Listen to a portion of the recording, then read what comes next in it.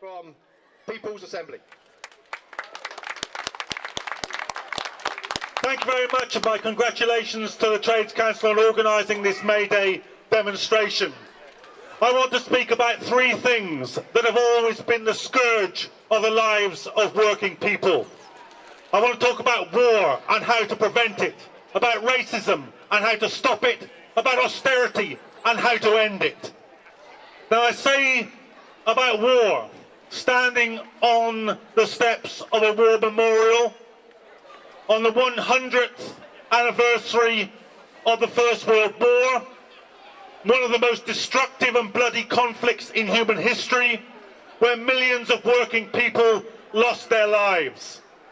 The dynamic that gave rise to that war and to a second war in the 20th century is still alive amongst us.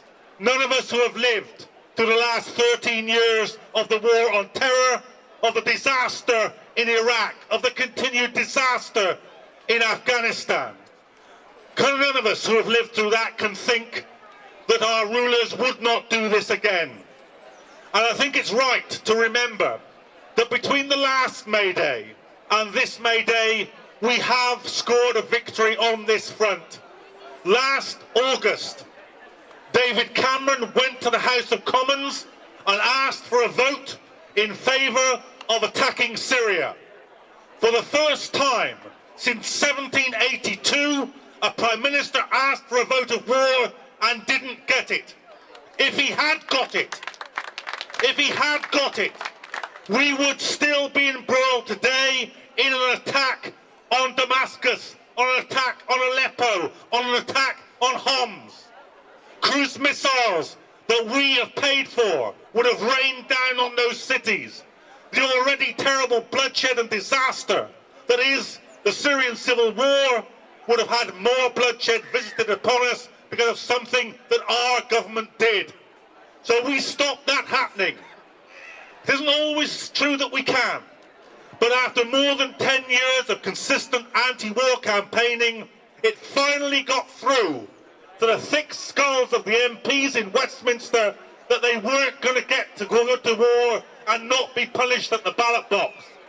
So the lesson is this: we can change things if we persist. We can change things if we are resolute. We can change things if we campaign. And here's one thing over war that we have to campaign about. The very dangerous situation in Ukraine will be made more dangerous this summer if our government gets away with holding joint military manoeuvres with the United States in the Ukraine. That's what they're planning. They're planning to send British and American troops to the Ukraine this July. Can anyone here think of anything more dangerous, more guaranteed to inflame the situation, more useless for the people of this country than to be involved in that? So the Stop the War Coalition is launching a campaign against this government to prevent that happening. I hope that you'll all be part of it. I want to say this about racism.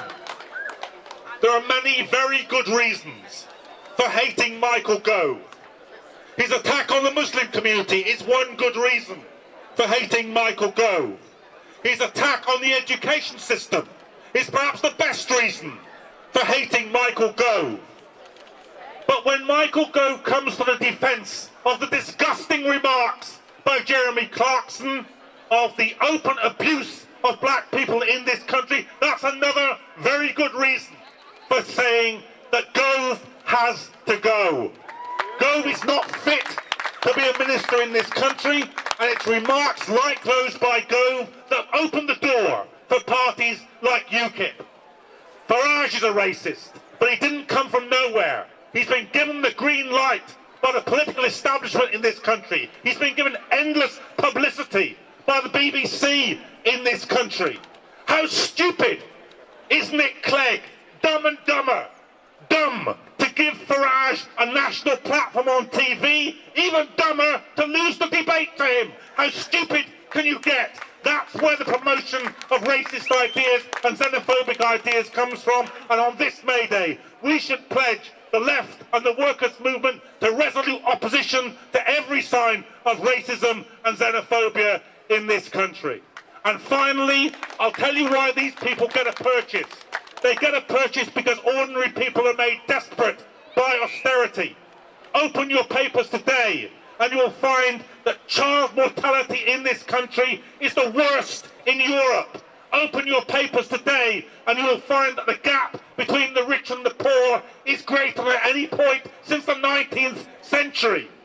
This government has to go.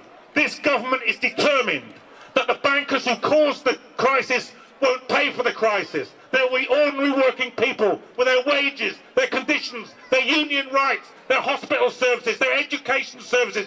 That's the people they're trying to make pay. And we have to put a stop to it. So I call on all of you to join the People's Assembly demonstration in London on the 21st of June, to be part of the mobilisation against austerity, to be part of the second demonstration this year in October, which the TUC are calling. We have to hit this government again and again and again and send out the message. No matter who's in power, whether it's the Tories or any other government in this country, we won't pay for the crisis. We won't pay for what the bankers did to the economy. We won't give up things that were fought for by our fathers, our grandfathers, our grandmothers and our mothers. We won't give it up. You're not taking us from it, and we will fight for it to the death. Thank you very much.